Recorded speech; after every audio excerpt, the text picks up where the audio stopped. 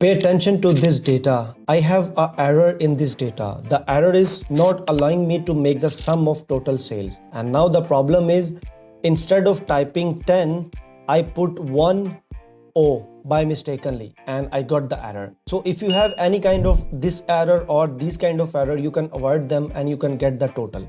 So what I will do, I will use if error function here, if error, this one, and value I have already given value if error. I just say let's put 0.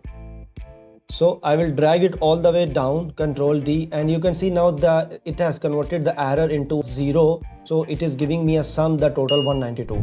So you can also use if error function if you have these kind of error in your working or formulas. Follow me for more Excel tips.